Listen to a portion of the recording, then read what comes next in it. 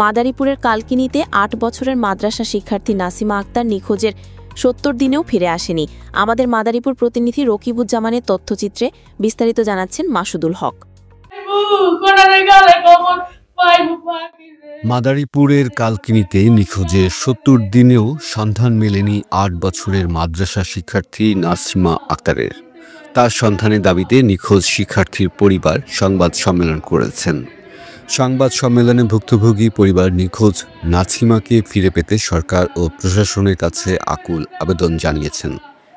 শুক্রবার ২২ আগস্ট সকালে কালকিনি উপজেলা রিপোর্টার্স ইউনিটি কার্যালয়ে সংবাদ সম্মেলন করেন ভুক্তভোগী পরিবার।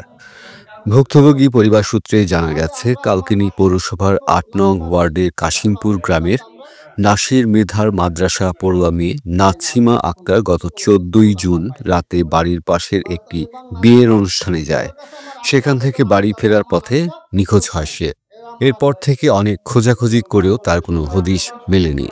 পরে সন্ধান না পেয়ে নাসিমার নানি আইমুন নেসা কালকিনি থানায় একটি সাধারণ ডায়েরি করেন। তবে নিখোঁজের ৭০ দিন পার হয়ে গেলেও নাসিমার কোনো সন্ধান দিতে পারেনি পুলিশ। এ ব্যাপারে কালকিনি থানার officer in charge KM Sohel Rana জানান, নিখোঁজ নাসিমাকে উদ্ধারে জোর প্রচেষ্টা চলছে। পুলিশের পাশাপাশি র্যাবের সদস্যরাও নিখোঁজের সন্ধানে কাজ করছে।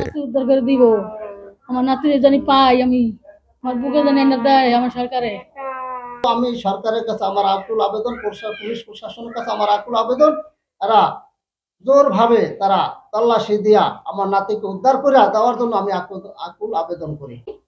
নাসিমা হলো জুন মাসের 14 তারিখে বিয়ে বাড়ি থেকে হারানো গিয়েছে।